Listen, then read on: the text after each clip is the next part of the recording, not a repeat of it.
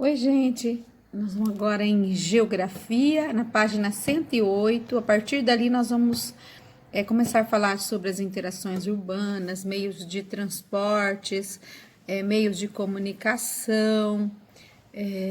Então, nós vamos estar estudando um pouquinho sobre isso daí, que é para a gente encerrar esse conteúdo aí do segundo trimestre. Nós vamos ter algumas atividades para fazer, não são todas, e a maioria será no livro. Então, vocês já sabem que hoje o maior veículo de comunicação que nós temos é o quê? A internet, né?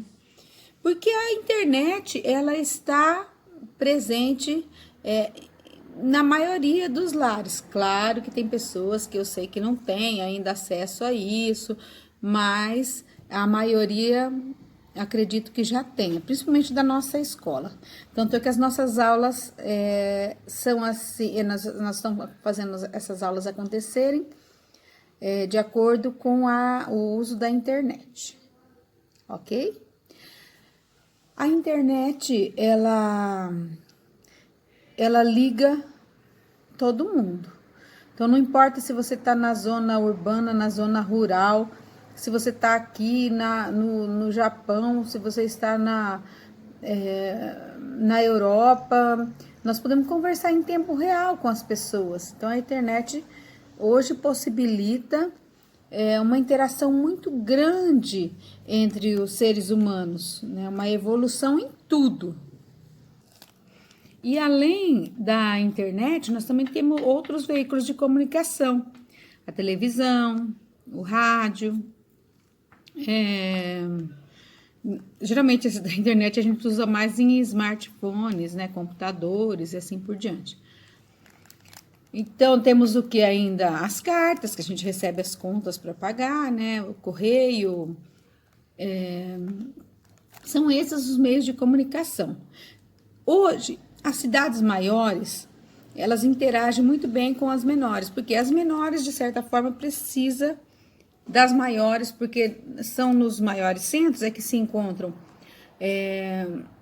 mais hospitais, mais variedade de produtos, que às vezes numa cidade muito pequenininha você não encontra. Então, nas cidades maiores é que se concentra esse tipo de coisa. Mas, com a ajuda da internet, hoje tem facilitado bastante.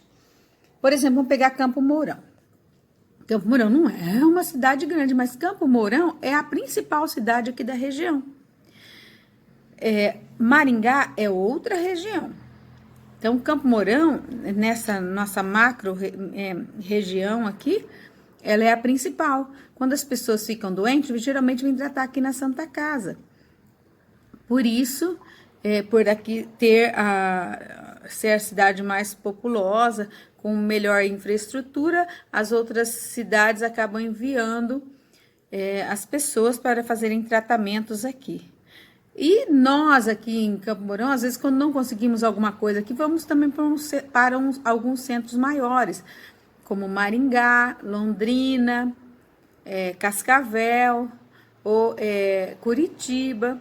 Então a gente vai sempre em busca disso. Para que isso aconteça, a gente usa as vias de transporte. Então, vias de transporte, são vários tipos de via de transporte que nós temos. Nós temos via de transporte rodoviário, onde passa carros, caminhões, motos. Nós temos via de transporte aéreo, que é mais para os aviões. Nós temos vias de transporte aquático, que são os cursos dos rios. Então, são maneiras que as pessoas se transportam para chegar de um lugar ao outro, certo? Como eu já havia falado nos vídeos anteriores, o homem transforma as paisagens constantemente para passar de um lugar para o outro. Às vezes perfura montanhas, como, né, por exemplo, os trens. Aqui em Campo Mourão não tem, mas em Maringá tem trem cargueiro, que leva só cargas, não pessoas. Eles levam, né, soja, milho, esses produtos, assim, que chama de carga. Por isso nós chamamos que são vias de transporte terrestre, e aí a via de transporte é ferroviária, quando tem linhas de ferro que passam o trem. Aqui no Paraná, nós não temos metrô, mas na cidade de São Paulo tem. E o metrô é um bom meio de transporte porque ele não é poluente. Então tem esse lado bom. Ele usa mais a questão da eletricidade. E, né, não despeja fumaça e assim por diante, ok? Já na região norte, tem muito transporte aquático, ou seja, dos rios. Menos estradas e assim por diante. Então, de acordo com o local. Como aqui no Paraná, os rios favorecem muito tem muitas quedas de água, e isso favorece a construção de usinas hidrelétricas, só que não favorece o transporte aquático. Tá? Então, aqui nós temos muitas usinas hidrelétricas. No Rio Paraná, que vai passar no contorno de cima do estado do Paraná, tem várias usinas. Desde o Rio Paranapanema, que vai subindo, vai jogar suas águas no Rio Paraná. Também no Rio Iguaçu, tem várias usinas hidrelétricas. Depois vocês vão fazer uma pesquisinha, descobrir aí o nome de algumas usinas hidrelétricas que tem no nosso estado. Inclusive aqui em Campo Mourão, nós temos uma usina hidrelétrica, que é a usina Mourão, que tem aquele lago que as pessoas constroem as chácaras e as coisas ali ao redor. Aquela água ela fica represada para ela cair numa turbina, fazer circular e gerar energia. Então, parte da energia de Campo Mourão é gerada aqui mesmo, pela usina Mourão, certo? E tudo isso favorece o quê? Esse avanço tecnológico, ou seja, esse avanço da tecnologia favorece o trabalho tanto na zona rural quanto na zona urbana. Por quê? Por exemplo, para fazer uma colheita antigamente se usava muito a mão de obra urbana, aliás, a mão de obra humana e de animais, né? A força dos animais. Hoje, para fazer uma colheita, uma boa colheitadeira, ela substitui de 100 a 150 pessoas desenvolvendo esse trabalho. Então, às vezes tem uma pessoa só que fica dentro da máquina e faz o trabalho de tudo isso, porque precisa de uma pessoa para estar dentro da máquina e pronto. Então, já diminui a quantidade de pessoas trabalhando na zona rural. A tecnologia trouxe muito isso. E aí, gente, tem o lado bom da tecnologia, que o homem sempre sonhava em ter robôs. Hoje a gente tem robô espalhado para todo lado. Mas também tem o lado ruim, vocês vejam bem. Se uma máquina na agricultura está substituindo o trabalho de 150 homens, ou seja, essas 150 pessoas, se não conseguir se estudar, se aperfeiçoar numa outra coisa, elas vão ficando desempregadas, elas causam desemprego também. Entenderam? Então, hoje a gente tem robô para tudo. Por exemplo, às vezes você vai fazer uma cirurgia, tem o robô que faz a sua cirurgia, o corte é muito pequeno, às vezes são 5 cortinhos pequenininhos que o médico que manipula aquele computador, ele vai lá e resolve o problema. Sem quase dor para o paciente e é muito mais ágil a recuperação.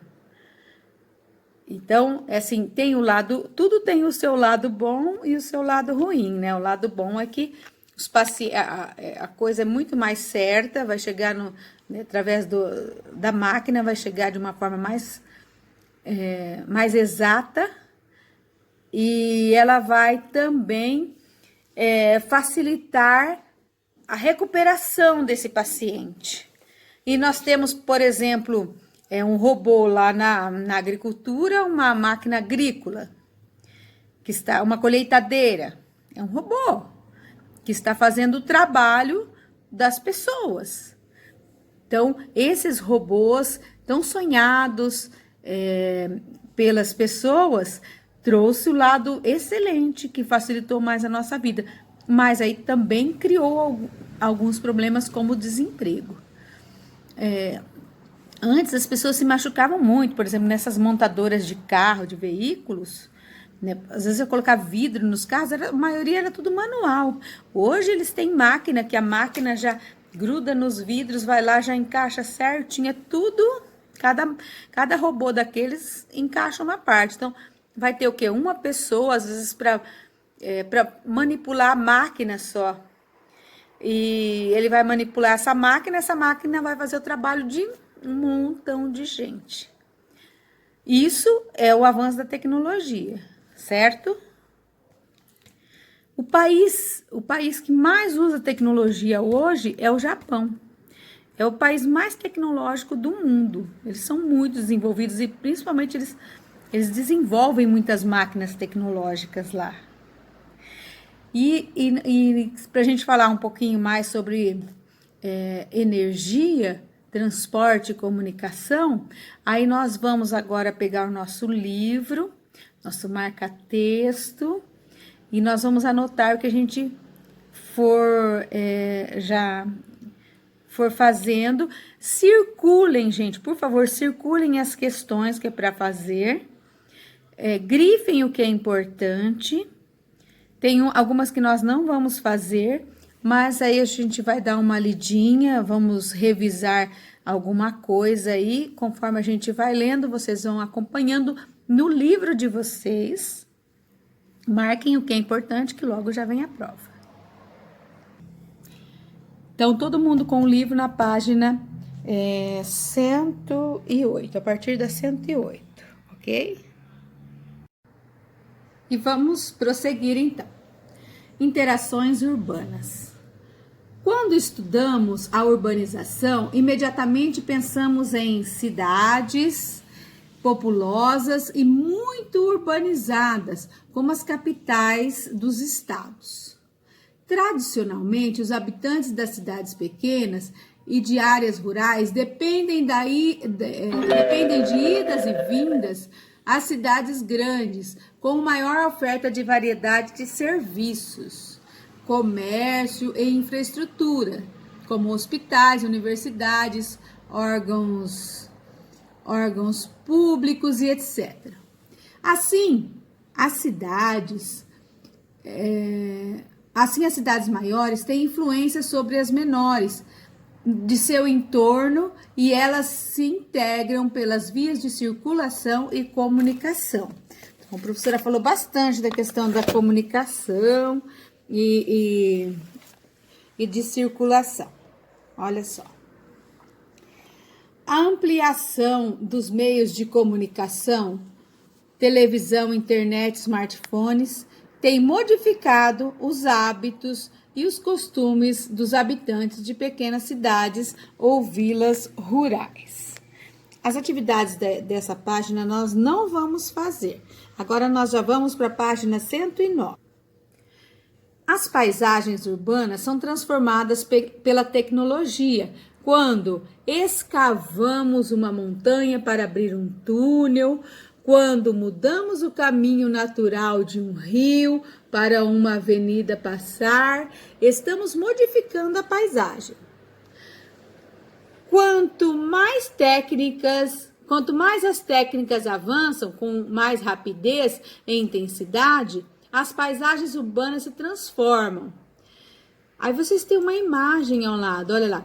Veja na foto uma moderna malha de fibra óptica do município de Porto Velho, em Rondônia. Olha. Outro exemplo é a cidade do Rio de Janeiro, que passou por muitas transformações desde o período em que a capital do Brasil em que foi a capital do Brasil até os dias de hoje. Até os morros foram retirados de onde estavam para dar passagem ao progresso. Então aqui vai ter tá contando um fato, mas nesse momento nós vamos dar uma puladinha nele. E agora nós vamos lá na página 110.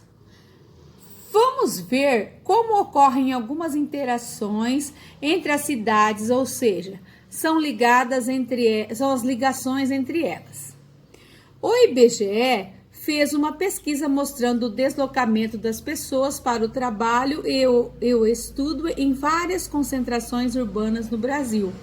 Veja alguns exemplos que deixam evidente o deslocamento de uma cidade para outra, ou seja, como essas cidades se relacionam umas com as outras. Aqui tem um mapa, olha. Esse se chama Deslocamento para o Trabalho e Estudo na Concentração Urbana de São Paulo. Aqui está o mapa da principal ali, São Paulo, mas ali tem as cidades próximas como Guarulhos, né? São Bernardo do Campo. Então, todo mundo acaba indo e voltando, usa essas vias, né, para poder chegar ali no principal centro, que é a cidade de São Paulo, que está aí nesse meio. Nessa parte aqui está mostrando Porto Alegre, e nesta outra aqui, se não me engano, está mostrando Brasília. E agora nós já estamos na página 112. Vamos continuar, pula essas partes aí que, né, são mais fúteis e vamos para a página 112. O trabalho e a tecnologia. Observe atentamente a pintura. Então essa imagem de cima é uma pintura feita em 1903 e uma foto de 2015. Olha só a pintura, olha quantas pessoas trabalhando, os animais para ajudar na colheita, né? Olha só. A colheita é o mesmo produto, né? A ceifa. Agora olha aqui, presta atenção, já na foto agora. Quantas pessoas vocês estão vendo trabalhando aqui nessa lavoura? Vocês vão observar que tem uma pessoa lá dentro da máquina. E olha só. Estão colhendo a mesma coisa. Aliás, eles estão colhendo trigo. Mas olha a mudança da tecnologia, o que acontece.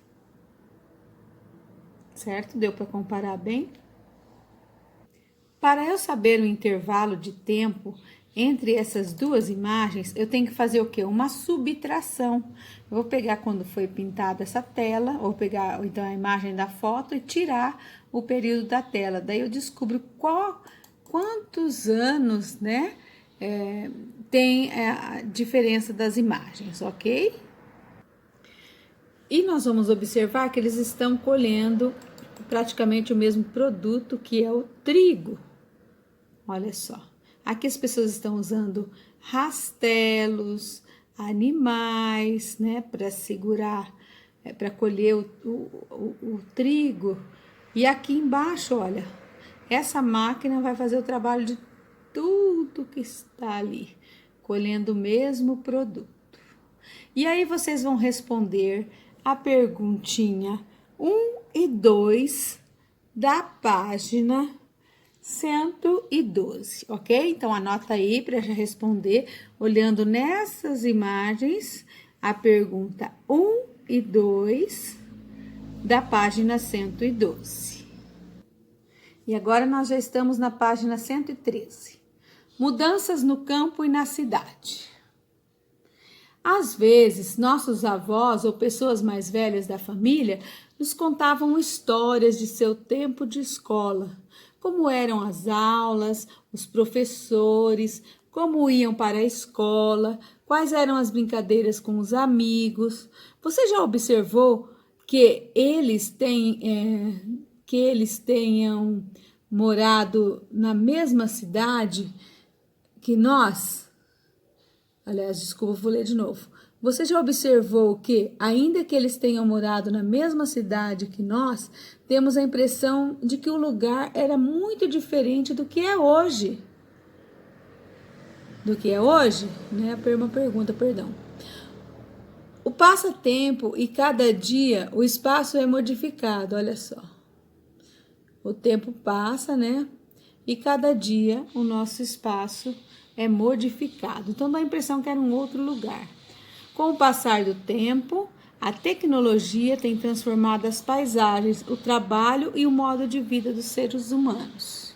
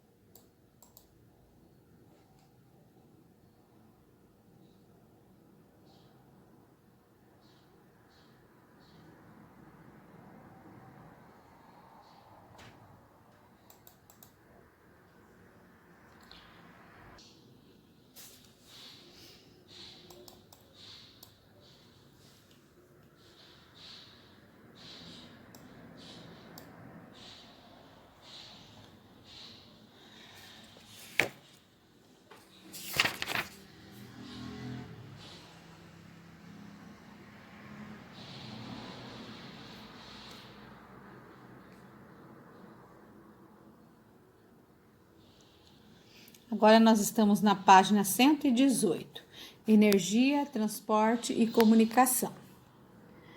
Precisamos de diferentes fontes de energia para estudar, cozinhar, limpar a casa, iluminar cidades, movimentar máquinas e aparelhos e fazer funcionar aviões, navios, trens, ônibus, carros, metrôs e até mesmo foguetes espaciais. Observe os materiais que estão sobre a sua mesa agora. Você sabe como eles foram produzidos? Já parou para pensar em quais tipos de energia foram utilizados para transformar recursos naturais em objetos, alimentos, eletricidade e combustível? A primeira fonte de energia utilizada pelo ser humano foi o fogo. Grifem isso daí. A primeira fonte de energia utilizada pelo ser humano foi o fogo. Passa o marca-texto aí. Obtido da queima de madeira e do carvão vegetal. Depois, aprendemos como utilizar o carvão mineral, a água, o petróleo, o sol, o vento e alguns vegetais, como a cana-de-açúcar, para gerar energia que precisamos para realizar nossas atividades do dia a dia. Observe a ilustração. Então, vocês têm aqui, olha, uma ilustração para vocês analisarem. Vocês vão responder aí nessa página 118, a questão 1, 2 e 3. Elas são questões pessoais, então aí cada um vai responder do teu jeito, segundo a informação aí, por isso são questões pessoais. Então não existe assim, que a professora vai dar uma resposta que tem que ser aquilo, não. Você vai analisar e vai colocar a tua informação. Saiba mais. Página 119. A área ocupada pelas cidades pode ser diretamente observada à noite, como mostra a imagem de satélite da página 44. no qual podemos ver a iluminação de áreas urbanizadas. Essa visão é possível por causa da energia elétrica. A disponibilidade de energia elétrica em todo o país, como áreas urbanas e rurais, permitiu melhorias nas atividades econômicas, ou seja, trouxe lucro, né? E trouxe mais conforto e qualidade para a vida da população. Um dos critérios que o IBGE usa para medir a qualidade de vida é a compra de eletrodomésticos, como geladeira, máquina de lavar, micro-ondas, televisão, pelas famílias, o uso que as pessoas fazem disso. Vamos comparar alguns dados relacionados ao acesso de energia elétrica e ao consumo de eletrodomésticos, geladeira, por região brasileira, nas tabelas abaixo. Olha como que as regiões do centro-sul são mais desenvolvidas, gente. Olha, domicílios com energia elétrica. No ano 2000, 81% no norte, 93%. Então, cresceu, olha, bastante, olha só. 12% na região nordeste. Tinha 87%, passou para 97%, cresceu 10%. Região centro-oeste, 95% foi para 99%, cresceu 4%. Sudeste cresceu 1% e sul também cresceu 1%.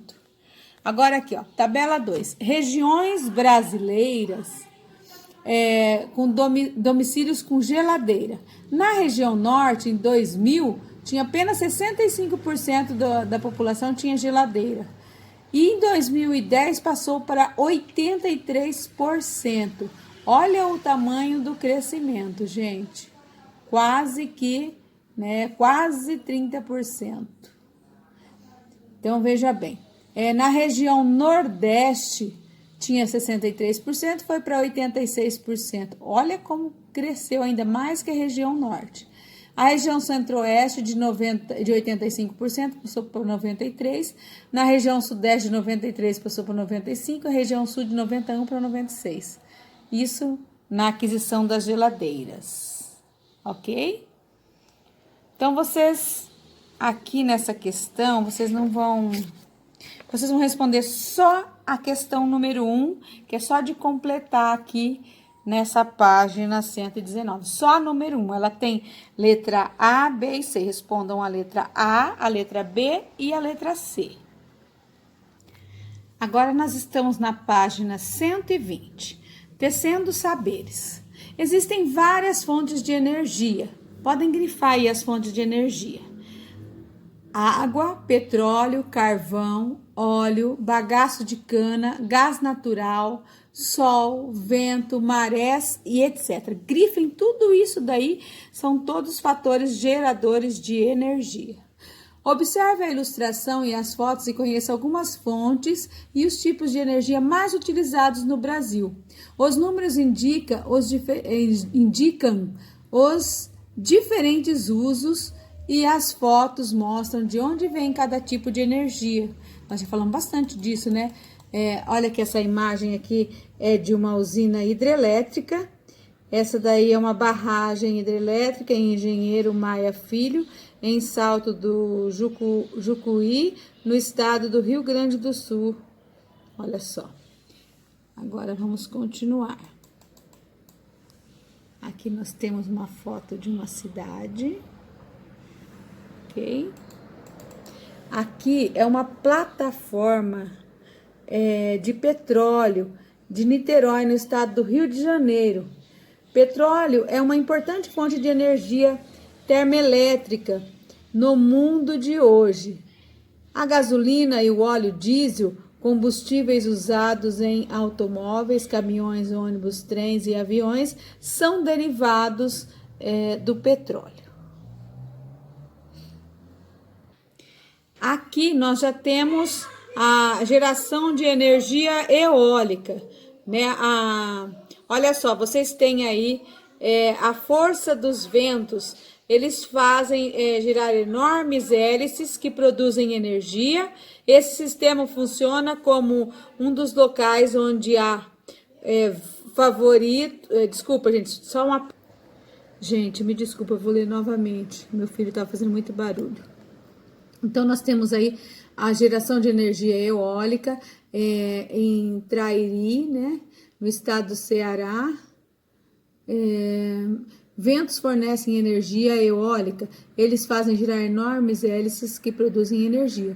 Esse sistema funciona apenas em locais onde há ventos fortes e frequentes. Aqui nós já temos o que? Um tipo de geração, um diferente tipo de energia, que é o que? Energia solar. Então, a captação de energia solar em Ouro Preto, no estado de Minas Gerais. A energia solar é obtida por meio de captação dos raios solares. É captada mais facilmente em lugares ensolarados durante o ano todo. Então, aí se retém bastante energia. Hoje tem bastante casa que usa, principalmente como aquecedor de águas de chuveiro, piscinas, usam esse tipo de energia. E aqui nós temos uma colheita da cana-de-açúcar em Pinheiros, no estado do Espírito Santo. Cana-de-açúcar, no Brasil, o álcool que movimenta motores é obtido a partir da cana-de-açúcar. Essa transformação é feita em usinas. Aqui, tanto é que aqui pertinho de Campo Mourão tem, né, algumas usinas, como a de Engenheiro Beltrão, geralmente no meio rural. Esse tipo de energia é chamado de energia biológica, polui menos do que os derivados do petróleo, que é aquela energia que nós falamos vegetal ou biológica. Gente, eu quero que vocês respondam a questão 1 e 2 da página 121. Tá facinho. 1 e 2 da página 121. Agora nós estamos na página 122. Como você viu, as usinas hidrelétricas transformam a força da água em eletricidade. Você sabe como a energia elétrica chega até sua residência? Observe essa imagem. Olha só. Então, aqui tem o reservatório, que nós falamos que é a represa. Vamos lembrar aqui de Campo Mourão, né? Ó, o primeiro passo é represar a água com a construção de uma barragem que interrompe o fluxo normal das águas do rio. Aqui em Campo Mourão nós temos isso, lá perto do Parque Estadual do Lago Azul, que vocês já foram, viram essa barragem lá. Então, aqui essa barragem, essa parte aqui de cimento, ó, estão vendo? Ó? Então, a barragem guarda uma grande quantidade de água, que é o reservatório. Aí, essa água, ela vai passar por uma turbina e gerador. A rotação da turbina com os geradores transforma a força da água em energia elétrica. Olha só que bacana. Linhas de transmissão podem chegar às moradias e demais construções. A energia elétrica passa pelas linhas de transmissão, ou seja, por aqueles postes bem altos que se vêem nas estradas. Agora, olha o número 5 aqui, ó. Subestação abaixadora. Ela passa também pelas subestações, um lugar onde alta voltagem da energia elétrica é diminuída. Eles fazem ficar tudo igual para não queimar os aparelhos da gente. Olha, transformador. Para diminuir mais ainda a voltagem da energia elétrica, passa por um transformador. Por isso o próprio nome já diz, transformador, de transformar. Aqui na casinha, ó. Uso da energia. A energia que chega aos postes da rua é ligada aos fios das casas e dos prédios. E a 8ª.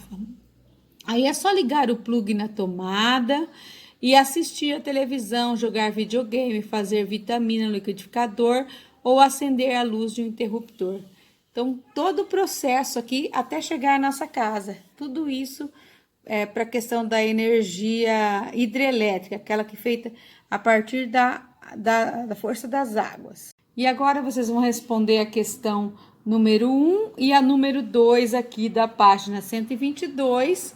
Essa resposta é pessoal, cada um vai fazer a sua resposta de acordo com o seu conhecimento. Agora nós estamos na página 123. Em alguns períodos, a quantidade de água nos reservatórios das usinas hidrelétricas diminui por causa da falta das chuvas. As consequências para o abastecimento da população, para a indústria e para a agricultura podem ser muito graves. Não é só a seca que pode alterar o funcionamento de uma usina hidrelétrica. Quando chove muito em um lugar, a população também pode enfrentar problemas. Aí vocês estão vendo aqui, ó, uma imagem que é uma seca de barragem, onde a água já está bem seca, que é o que está acontecendo, principalmente ali na região de Curitiba agora, né? Seca o lago. E aqui uma inundação em Ferreira Gomes, no estado do Amapá, provocada pela usina hidrelétrica de Cachoeira, olha só. Aí, às vezes, você abre as comportas das usinas e, mesmo assim, ela não é suficiente e acaba alagando uma área muito grande, prejudicando a agricultura e outros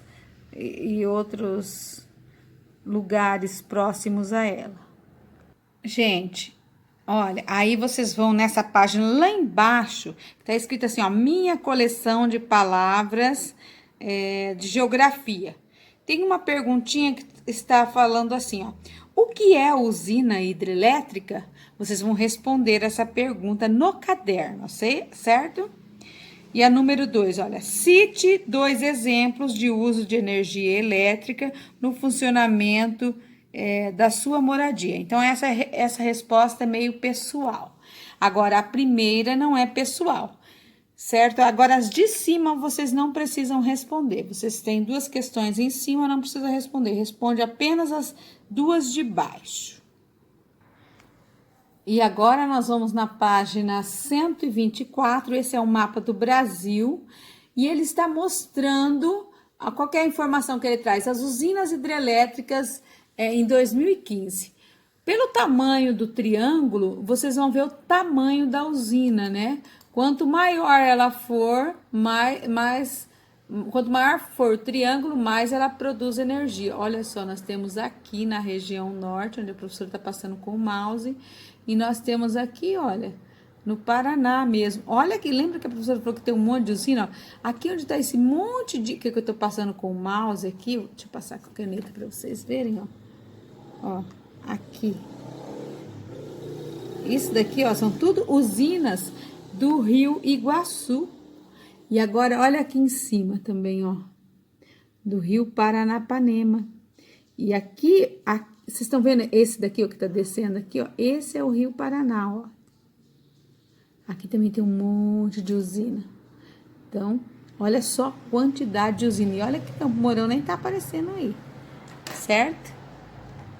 Veja só a quantidade de usinas. Legal, né? Analisem bem o mapa. Aqui tem o Rio São Francisco também, que tem bastante lugares, mas o Rio São Francisco ele é mais próprio para navegação do que para usinas, mas ele tem. E analisando esse mapa, vocês vão responder as questões 1, 2 e 3. Podem responder aí mesmo no livro. 1, 2 e 3, ok? E agora nós vamos na página 126. Olha lá. Principalmente no século XXI, é importante analisar a participação do avanço das tecnologias de comunicação e transporte no crescimento das cidades. Assim, devemos estar atentos para a rápida transformação de forma de nos comunicarmos para entender como as cidades crescem e se relacionam uma com as outras. Para as mercadorias chegarem ao consumidor, o campo e a cidade devem estar ligados pelas redes de circulação. Grifem isso. Para as mercadorias chegarem ao consumidor, o campo e a cidade devem estar ligados pelas vias de circulação. Circulação é transporte. Por onde passam os meios de transporte.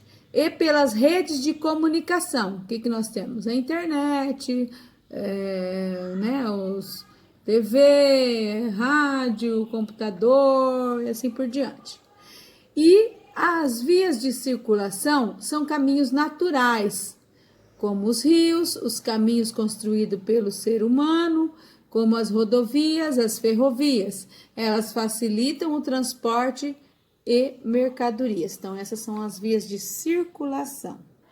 Agora, na página 127. No Brasil, podemos destacar 4 principais meios de transporte, que é o transporte rodoviário, que são as estradas, o transporte ferroviário, que são as estradas de ferro, o transporte aquático, né, ou hidroviário, que são por onde passam os barcos, navios, e o meio de transporte aéreo, que é mais rápido, porém ele é bem mais caro, mas é muito bom, gente. Se você pega um avião grande desse daqui, você de Maringá a Curitiba gasta 35 minutos. Na página 128, vai estar falando do carro, né? Que ele é um meio de transporte individual, que transporta poucos passageiros. A maioria tem, né, esse tipo de veículo comparado com os coletivos. Tá? Agora nós vamos na próxima página, que é a página 120. Aqui vai falar um pouquinho do ônibus, que é um tipo de transporte coletivo, né? E quando nós andamos de ônibus é muito importante para conhecer os pontos de referência ao longo dos trajetos, pois as pessoas utilizam deles para saber se já estão perto do ponto onde vem descer, né? Olha só. Então, só que assim, tem o lado que você vai assim com um monte de gente. Hoje a gente tem esses vírus aí, então a facilidade de se pegar é bem maior. Só que quando várias pessoas usam o coletivo, ele polui menos o ambiente.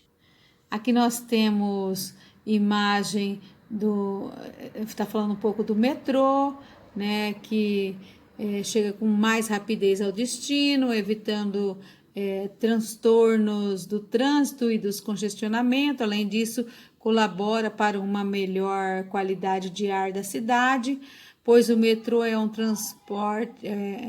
meio de transporte que não polui a atmosfera. Olha que bacana, só que só tem em poucas cidades, né? Aqui nós temos os barcos, já na outra página. Deixa eu pegar aqui dos barcos.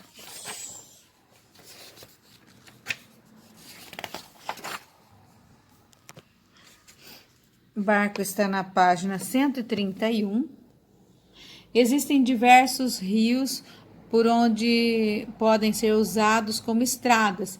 Na região amazônica, por exemplo, existem muitos rios. As águas são importantes vias de circulação. Pelas águas navegam embarcações que transportam pessoas, alimentos, remédios, mercadorias diversas. Para se locomover nos rios é necessário usar barcos ou balsas. Nesse caso, os pontos de referência no percurso podem ser árvores situadas às margens do rio, uma curva no rio, construções isoladas ou pequenas ilhas. Então, aqui tem um desenho mostrando a ilustração. E, finalmente, né, nós estamos chegando aqui já na página 132, mostrando aí que, além das redes de transporte, as redes de comunicação também interagem as cidades e o campo a vários lugares do mundo. Essas redes são formadas por meios de comunicação, como jornais, revistas, rádio, televisão, telefone, fax, e-mail, redes sociais. Ao longo do tempo, os meios de comunicação se tornaram cada vez mais rápidos e eficientes.